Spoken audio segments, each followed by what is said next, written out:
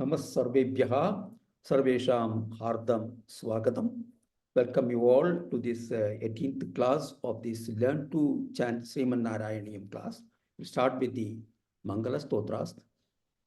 Shuklam Bharadharam Vishnum Shashivarnam Chaturbhujam Prasannavadanam Dhyayet Sarva Vikhnopashantaye Gurur Brahma Gurur Vishnu Gurur Devo Maheshwaraha Guru Sakshat Parabrahma Tasmai Shri Gurave Namaha Saraswati Namastubhyam Varade Kamarupini Vidyarambham karishyami siddhir me sada. Pitambarang karavirajita shanka chakra kaumodagi sarasijang karuna samudram. Radha sahayamati sundara mandahasam. Vatalayesha manisham hriti bhavayami. Suryaspardhikiridamurthvatilaka phalantaram karunyakula netramartrahasitollasam sunasaputam gandodyanmakarabhakundalaयुgang kanthojvalat kaustubham Vadrupam Vanamalya Hara Padala Srivatsadi Brambhaje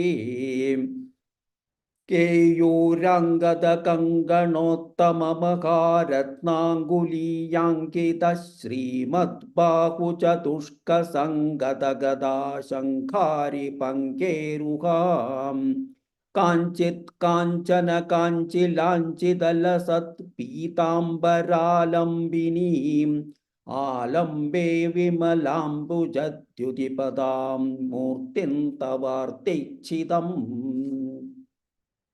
Sarvesham Punaswagatam. We'll chant the slokas that we completed in the last class. Sharda Prasad Bhagini.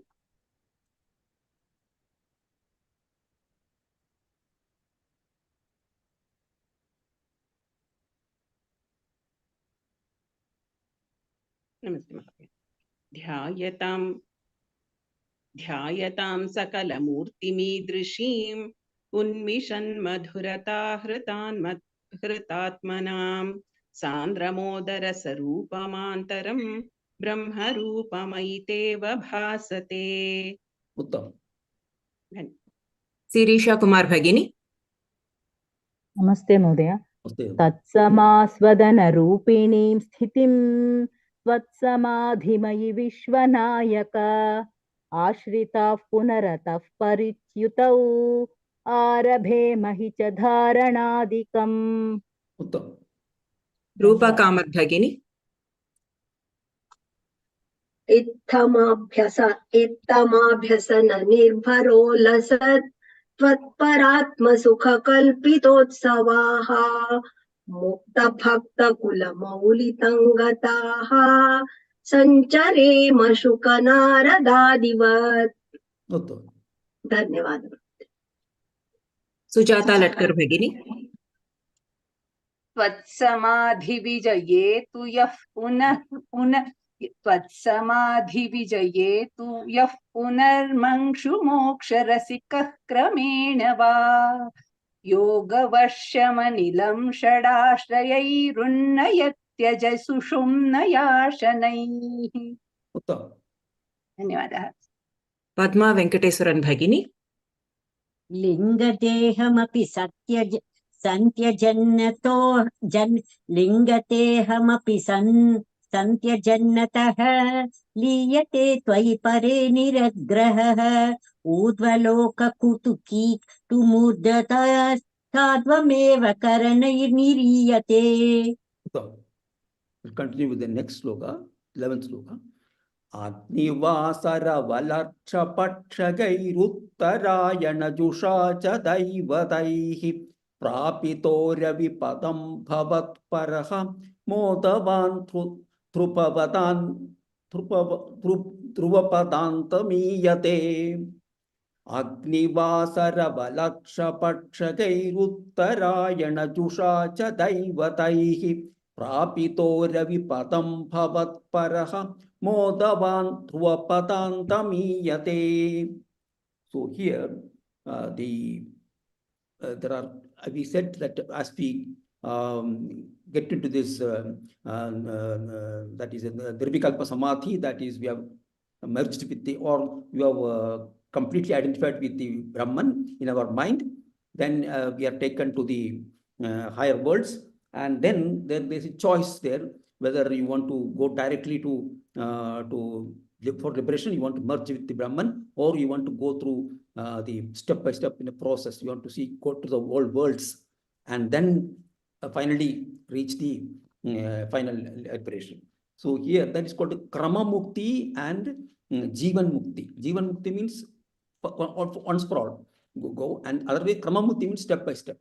So the oh Lord, the devotee who follows the Krama Mukti, who wants to go through the stages, is led by the preceding deities of fire, Agni, Vasara, that is daytime, Valarksha. Valarksha is the bright fortnight, that is the Shukla Paksha, and the Uttarayana, Jusha. So those deities of those preceding deities of fire, daytime, and bright fortnight, Shukla Paksha, Uttarayana, the devotee goes through those planes, and then he's taken to the plane of the sun. Prapito revipadam bhavatparaha. And enjoying each of these spheres, in each of these spheres, he reaches the Dhruvapadanta Miyate. Dhruvapadanta Miyate. So he reaches the plane of the realm or the world of Dhruva, who goes through this Kramena Mukti. That's what is told in this. We'll continue. Kamakshi Bhagini. Namaste. Agnivasara. Agnivasara. Valarkshapakshagaihi. Valarkshapakshagaihi. Valarkshapakshagaihi. Uttarayana-jusha. Uttarayana-jusha. Uttarayana-jusha. Tadaivataihi. Tadaivataihi. Tadaivataihi. Prapito revipadam. Prapito ravipadam. Prapito ravipadam. Bhavatparaha. Bhavatparaha. Bhavatparaha. Modavan. Modavan. Modavan. Dhruvapadantamiyate. Dhruvapadantamiyate. Dhruvapadantamiyate. Uttam. Uma Murali Bhagini. Yes, Bhagini. Namaste, Mother. Agnivasara. Agnivasara. Agnivasara. Valarkshapakshagaihi. Valarkshapakshagaihi. Valarkshapakshagaihi. Uttarayana-jusha cha. Uttarayana-jusha cha. Uttarayana-jusha cha. Daivataihi. Daivataihi. Daivataihi. Prapito ravipadam. Prapito ravipadam. Prapito ravipadam. Bhavatparaha. Bhavatparaha. Bhavatparaha. Modavan. Modavan. Modavan. Dhruvapadantamiyate. Dhruvapadantamiyate. Dhruvapadantamiyate. Dhanyawad. Usha Srinivasan Bhagini. Yes, ma'am. Namaste, Mahodaya. Agnivasara larkshapakshagaihi. Agnivasara Valksha पक्षगै Valarksha. वलर्क्ष okay अग्निवासर वलर्क्ष पक्षगैः अग्निवासर वलर्क्ष पक्षगैः उत्तरायण जुषा च दैवतैः उत्तरायण जुषा च दैवतैः उत्तरायण जुषा च दैवतैः प्रापितोर्यविपदं भवत्परः प्रापितो रविपदं भवत्परः प्रापितो रविपदं भवत्परः मोदवान् ध्रुवपदान्तमीयते मोदवान् ध्रुवपदान्तमीयते मोदवान् ध्रुवपदान्तमीयते मोदवान् here alpaprana dhru here mahaprana ध्रुवपदान्तमीयते मोदवान् ध्रुवपदान्तमीयते मोदवान् ध्रुवपदान्तमीयते उत्तम धन्यवादः वीणा आर् भगिनी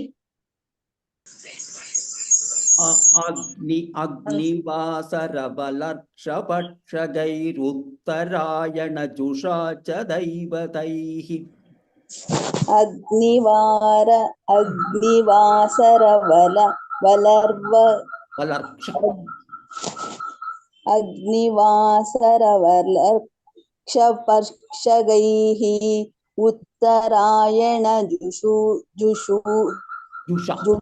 च दैवतैः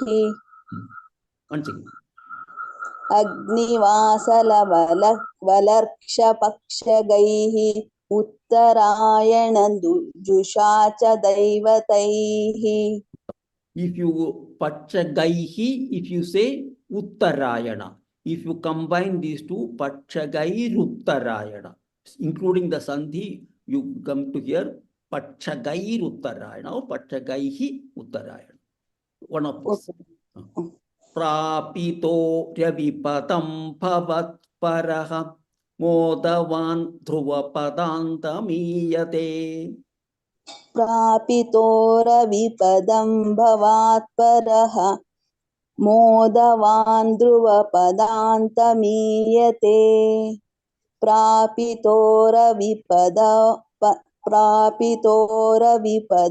भवत्परो मोदवान् ध्रुवपदामीयते पदान्तमीयते. Bhavat paro will be there in some books. That means you are combining with this. Then we say Bhavat Paro Modavan continuously you must say. Otherwise, Bhavat Paraha, stop there, pause there, and then separately Modavan. So it is, we have made it like this, Bhavat Paraha, then Modavan, Rupadandamiyate. ललिताम्बाल् भगिनी Yes, ma'am. Agnivasar balarksha-patshagairuttarayan jusha cha daivataihi prapitorya vipadam bhavat paraha modavan dhruvapadantamiyate. अग्निवासरसवक्षपक्षैः उत्तरायणजुषा च दैवतैः प्रापितो रविपदं भवत्परः मोदवान् ध्रुवपदान्तमीयते. Uttam. Here valarksha pakshagai. Valarksha. वलर्क्षपक्ष Valarksha. वलर्क्षपक्षैः Patshagaihi. Gai. And all this ga, ka, everything should be clearly told. Yes. Bhuvaneshwari भगिनी हाँ महोदय नमस्ते महोदय Please tell this. अग्निवासरवलर्क्षपक्षगैः रुत्तरायणजुषा च दैवतैः प्रापितोरविपदं भवत्परः मोदवान्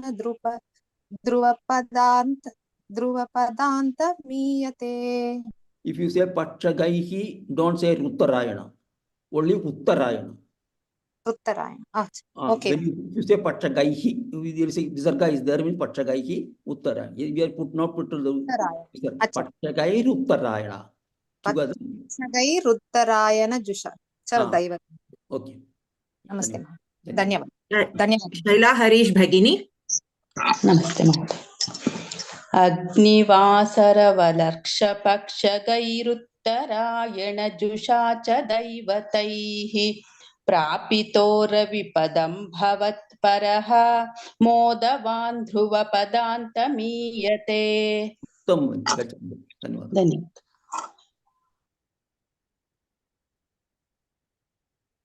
Chandra Radhakrishnan Bhagini. अग्निवासरभलक्षपक्षकैः उत्तरायणजुषा च दैवतैः प्रापितो रविपदं भवत्परः मोदवान् त्रिवपदान्तमीयते नमस्ते महोदय आस्थितोऽथ मकरालये यदा शेषवक्त्रदहनोष्मणार्ध्यते ईयते भवतुपाश्रयस्तदा वेथसः पदमतः पुरैभव आस्थितोऽथ मकरालये यदा शेषवक्त्रदहनोष्मणार्ध्यते ईयते भवतुपाश्रयस्तदा वेथसः पदमतः पुरैभव. So after reaching the world of Dhruva, is now the devotee his soul is in Dhruva, Dhruvaloka, world of Dhruva. After reaching the world of Dhruva, and then further he goes on to Maharloka, and residing there, there'll be lot of he'll be tormented, lot of difficulties, extreme things he has to undergo. But the heat of the fire emanating from the mouth of Adishesha. Adishesha's mouth fire is emanating, so we have to bear that heat. And at the approach of the cosmic dissolution occurring at the close of Brahma's day. Brahma has, I will tell about that. Brahma's day closing, that's called Naimittika Pralaya. At that time, lot of difficulties he has to experience, but he can take refuge.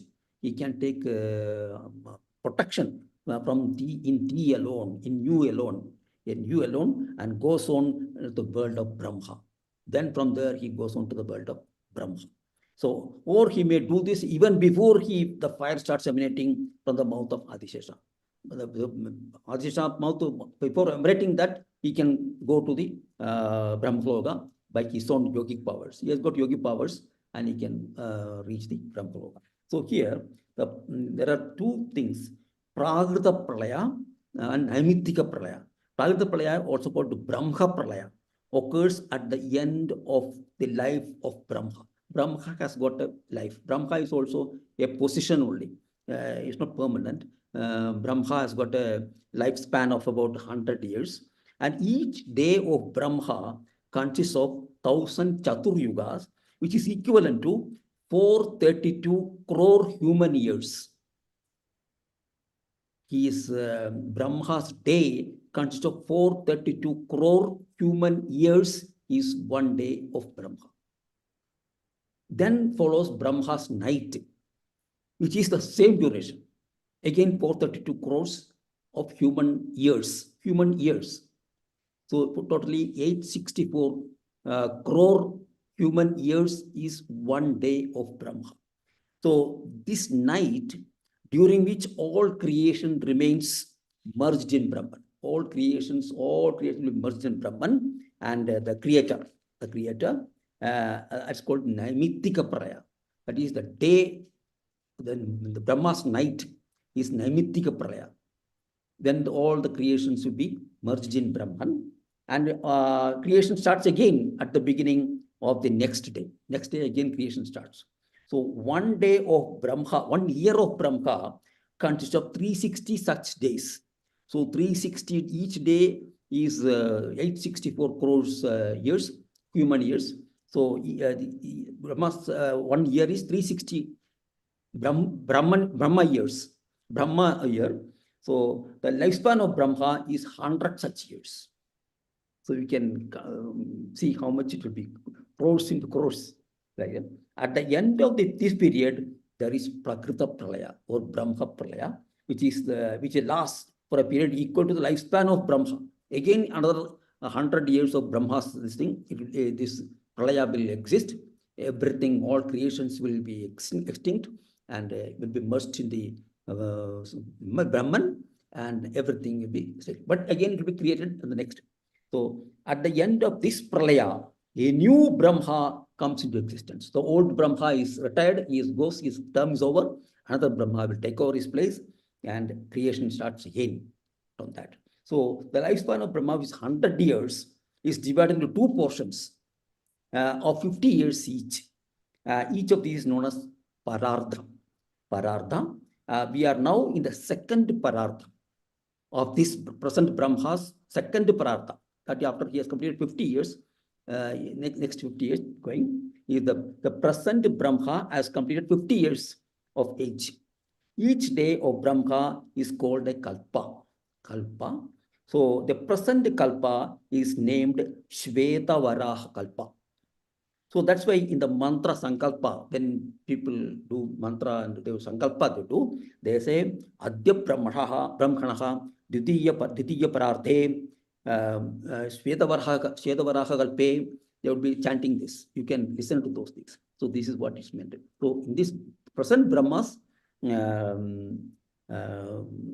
second 50 years, that is the Dvitiya Pararthe and Shvetavaraha Kalpe. That is particular day of that particular Shvetavaraha Kalpa. Because each day is 436 crore years. This is what it is. Naimittika Pralaya and this Brahma Pralaya. So that's what is meant here. We'll continue this. Jayanti Sarathi Bhagini. Namaste Mahoday. Astitotha. Astitotha. Astitotha. Here you must be careful. Here there's a Mahaprana here, Alpaprana here, Mahaprana here. So Astitotha. Astitotha. Astitotha. Makaralaye yada. Maharalaye yada. Maharalaye yada. Sheshavaktra. Sheshavaktra. Sheshavaktra. Dahanoshmanartyate. Dahanoshmanadhyate. Dahanoshmanadhyate.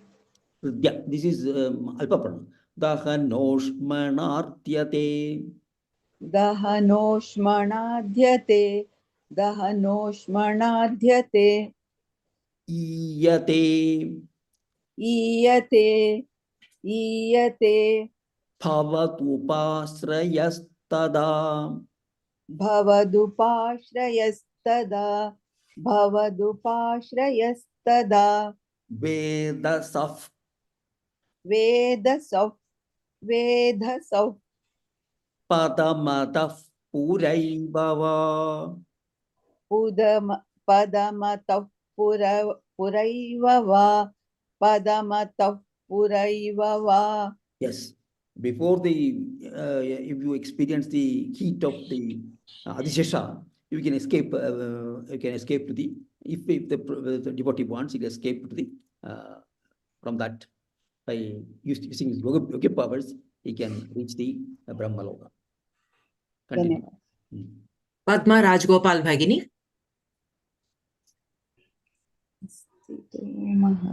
Bhagini. Astitotha. Astitotha. Astitotha. Makaralaye yada. Maharalaye yada. Maharalaye yada. Sheshavaktra. Seshavaktra. Seshavaktra. Dahanoshmanartyate.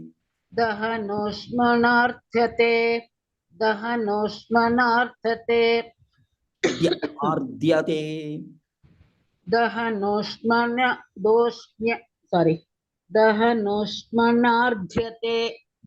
Dahanoshmanartyate.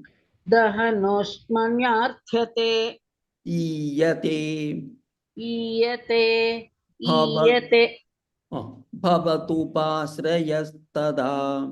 भवतुपाश्रयस्तदा भवतुपाश्रयस्तदा Here, Bha Mahaprana. Bhavatupaasrayastada. भवतुपाश्रयस्तदा भवतु भवतुपाश्रयस्यदा Tada. तदा. Then he can take refuge in the Bhagavan, and then he comes. Okay. Vedasaf padamataf. Vedasappadamataf Vedasappadamasaf Padamataf. Padamataf Urai. Padamataf Uraivava. Uraivava So there is a benefit if you chant this as Mahaprana. There is benefit, health benefit is there. That's why we are insisting on that. Okay. Thank you. Get the benefit of that. Get the entire benefit of chanting this. Okay. Thank you. Radhika SN Bhagini. Yes, ma'am. Asthito tamaharalaye yada.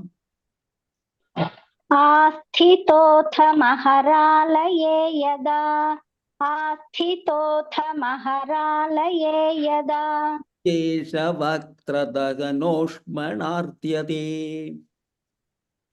शेषवक्त्रदहनोऽस्मनाद्यते शेषवक्त्रदहनोऽस्मनाद्यते Iyate bhavatupasrayastada.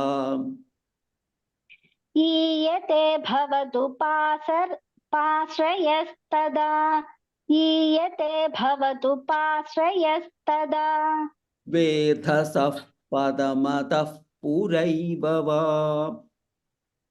वेधसः पदमतः पुरैव वा वेधसः पदमतः पुरैव वा Thank you. Balasubramanian Revati Bhagini.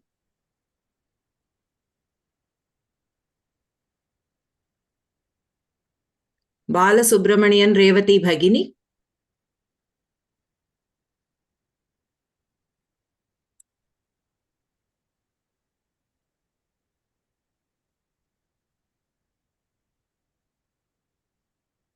Rajalakshmi R Bhagini. Yes, Bhagini. Astito tamakaralaye yada. आस्तितोद्मगरलये यत आस्तितोद्धमगरलये यत Sheshavaktradaghanoshmanartyate. शेषवक्त्रदगनोष्मनार्त्यते शेषवक्त्रदगनोष्मनार्त्यते Iyate bhavatupasrayastada. ईयते भवदुपाश्रयस्तता ईयते भवदुपाश्रयस्तता Vedasaf padamataf puraivava. वेदसः पदमदः पुरैव वा वेदसः पदमदः पुरैव वा धन्यवाद Padma Rangaswamy Bhagini.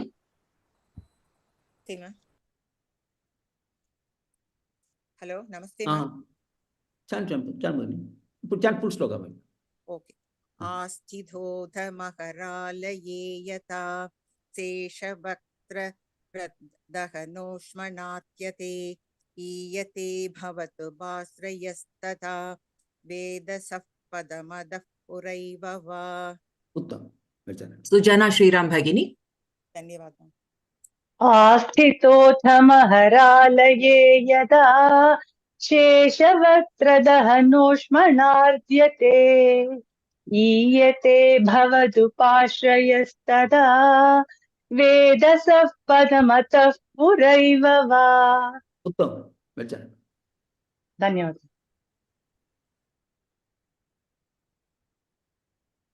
Chandra Balasubramanian Bhagini. आस्तितोऽथ महरालये यदा शेषवस्त्रदहनोष्मणार्यते ईयते भवतु पार्श्वयस्तदा वेदसः पदमथः पुरैव वा. Uttam. Better. Good. Next sloka.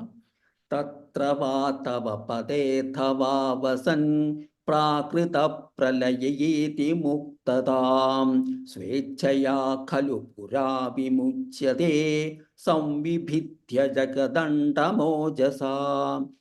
Tatra va tava pade thava vasan prakrita pralayeti muktadam swechaya khalu pura vimuchyate samvibhitya jagadanda mojasa. So here, residing either in Brahmaloka or in Vishnuloka, tatrava tava pade thava vasan, he attains liberation, prakrita pralaya. Attains the time of the prakrita pralaya. Prakrita pralaya yeti muktadam. He attains liberation at the time of prakrita pralaya. Or if he so desires, swechaya khalu, that if he so desires, he becomes liberated even earlier.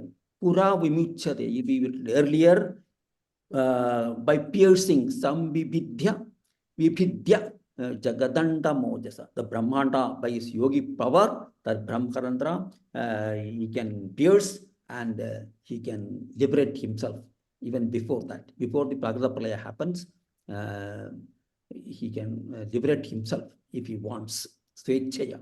Otherwise, with the Prakrita Pralaya, he merges the Brahman. This is what is told in this. We'll continue. Kamakshi Sundaram Bhagini.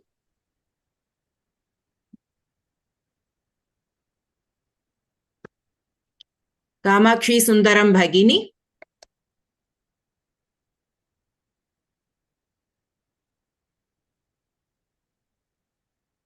Nirmala Bhagini. Namaste. Tatra vatava. Tatra vatava.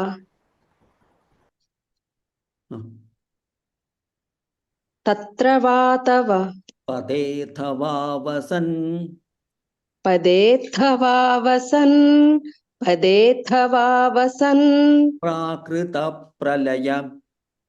Prakrita pralaya. Prakrita pralaya. Eti muktadam. Yeti muktatam. Yeti muktatam. Swechaya khalu. Swechaya khalu. Swechaya khalu. Pura vimuchyate. Purapi muchyate. Purapi muchyate. Samvibhidya. Samvibhidya. Samvibhidya. Jagadanda mojasa. Jagadanda mojasa. Jagadanda mojasa. Uttam. That's it. Uma Lakshmi Raghavpudi Bhagini. Yes. Tatra vatava. Tatra vatava. Tatra vatava. Padethava vasan. Padethava vasan. Padethava vasan. Prakrita pralaya. Prakruta pralaya. Prakruta pralaya. Eti muktadam. Eti muktatam. Eti muktatam. Swechaya khalu. Swechaya khalu. Swechaya khalu. Pura vimuchyate. Pura vimuchyate. Pura vimuchyate. Sauvibhidya. Sauvibhidya. Sauvibhidya. Jagadanda mojasa. Jagadanda mojasa.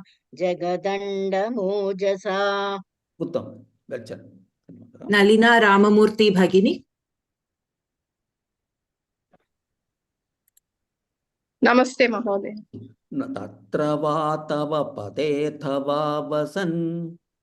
Tatra vatava padetava vasan. Tatra vatava padetava vasan. Pade thava. Ta is Mahapranam. Pade thava vasan. Pade tavavasan. Tha. Pade Pade Pade. tavavasan. Tha, Pade thava vasan. Pade tavavasan. Prakrita pralayayeti muktadam. Prakruda pralayayedi muktatam. Prakruda pralayayedi muktatam. Echaya khalu pura vimuchyate. Svechaya kalu pura vimuchyade. Svechaya kalu pura vimuchyade. Sauvibhidya jagadandamojasa. Samvipitya jagadanda mojasa. Samvipitya jagadanda mojasa. Uttam, uttam. So here you can try yourself by telling ta, tha, da, dha, na. Each has got separate pronunciation is there. Ta, tha, da, dha. You have to distinguish with this tha and dha, everything. Distinguish these letters clearly so that you can chant correctly. Okay. Please, Dhanyavad. that is very important.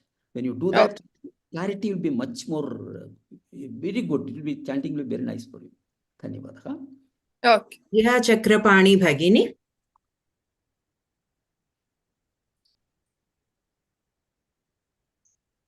Vijaya Chakrapani Bhagini.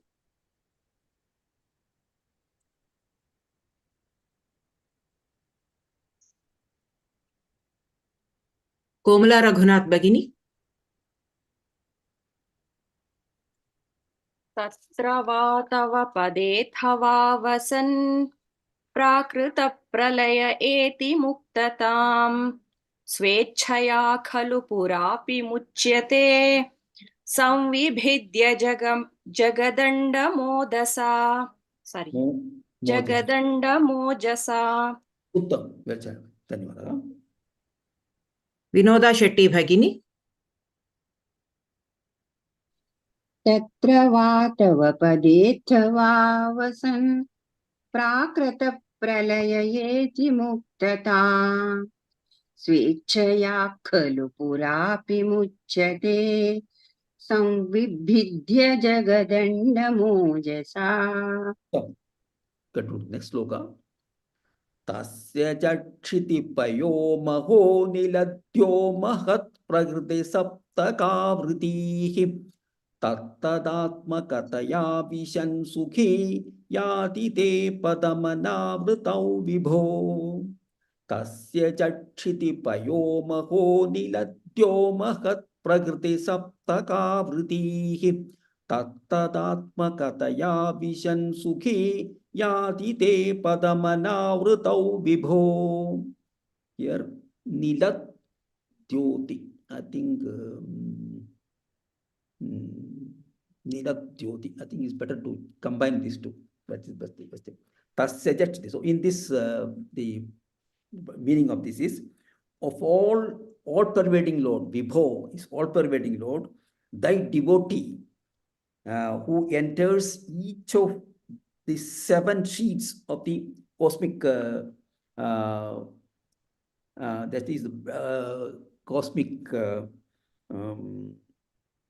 sphere, that is Brahmanda, is said to surround by 7 layers, 5 of which are composed by 5 subtle elements and the last 2 of Mahat and Prakriti.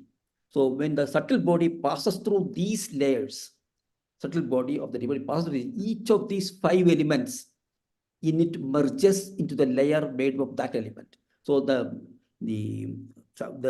each of these elements that are there in the subtle body will merge with the elements there.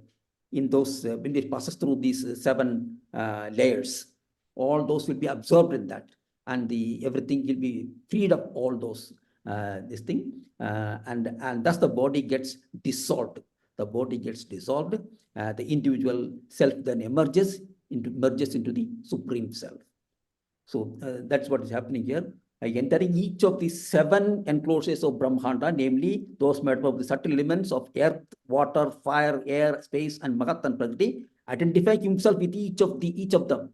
When when he identifies each of them, each of in his subtle element, whatever is there, part of that particular element will be absorbed and he will be freed of all those things. And crossing them, he reaches the unobstructed state. And he attains merger with the Supreme Brahman.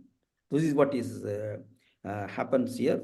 And he enjoys the bliss thereof and ascends them to reach the unobstructed state, the merger in the Supreme Brahman. So how this process of yoga is happening, that merging with the Brahman is happening. We'll continue here. Kamal Narayanan Bhagini. Tasya chakshiti. Tasya chashiti. Tasya chashiti. Payo. Payo. Payo. Mahonilad. Mahonilad. Mahonilad. Yo mahat. Yo mahat. Yo mahat. Prakriti. Yo mahat. Prakriti. Prakriti. Prakriti. Saptakavritihi. Saptakavritihi. Saptakavritihi. Tattadatmakataya. Tattadatmakataya. Tattadatmakataya. Vishan sukhi. Vishan sukhi. Vishan sukhi. Yati te. Yati te. Yati te. Padamanavritau vibho. Padamanavritau vibho. Padamanavritau vibho. Uttam.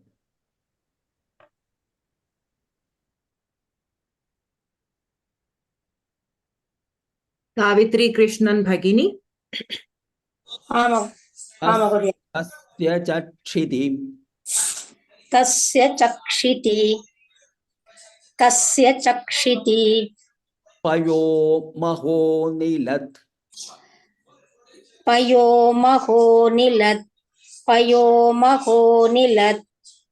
Yo mahat prakriti. Yo mahat prakriti. Yo mahat prakriti. Saptakavritihi. Saptakavritihi. Saptakavritihi. Tattadatmakataya. Tattatatmakataya. Tattatatmakataya. Vishan sukhi. Vishan sukhi. Vishan sukhi. Yati te. Yati te. Yati te. Padamanavritau vibho. Patamanavritau vibho. Patamanavritau vibho. Uttam. Thank you. Sudha Suresh Bhagini.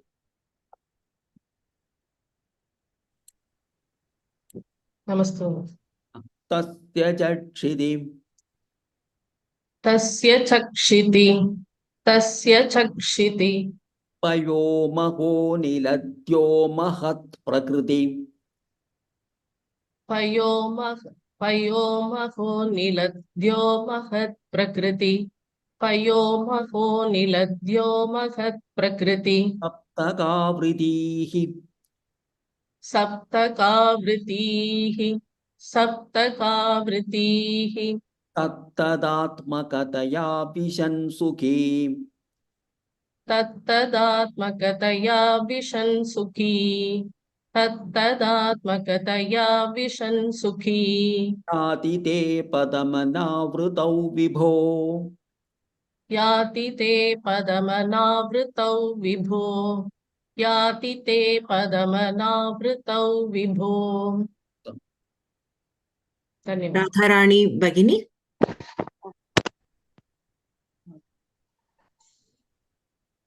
Namaste Mahodaya. Tasya chakshiti payo mahoniladyo mahat prakriti saptakavritihi. तस्य चक्षितिपयो महो निलद्यो महत् प्रकृतिसप्तकावृतिः तस्य चक्षितिपयो महो निलद्यो महत् प्रकृतिसप्तकावृतिः तत्तदात्मकतया vision सुखी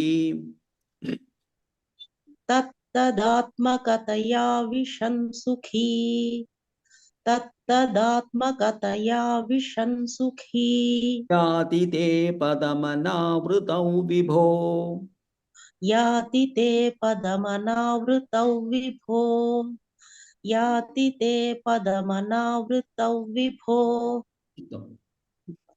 Uma S. Bhagini. Yes, Bhagini. तस्य चक्षितिपयो महो निलद्यो महत् प्रकृति सप्तकावृतिः तत्तदात्मकतया विशन् सुखी याति ते पदमनावृतौ विभो तस्य सक्षितिपयो महो निलद्योगमहत् प्रकृतिशब्दकावृतिः तत्तदात्मकतया विशन् सुखी याति ते पदमनावृतौ विभो Once again, this first two, one first this thing. तस्य सक्षितिपयो तस्य सक्षितिपयो महो निलद्योगमहत् ओके तस्य सक्षितिपयो महो निलद्यो महत् प्रकृतिशब्दकावृतिः तत्तदात्मकतया विशन् सुखी याति ते पदमनावृतौ विभो थैंक्स धन्यवाद Bhargavi Bhagini. महोदय तस्य चक्षितिपयो महो निलद्यो महत् प्रकृति सप्तकावृतिः तत्तदात्मकतया विशन् सुखी याति ते पदमनावृतौ विभो धन्यवादः महोदय I will try this, Mahoday. Yes. तस्य चक्षितिपयो महो निलद्यो महत् प्रकृति सप्तकावृतिः तत्तदात्मकतया विशन् सुखी याति ते पदमनावृतौ विभो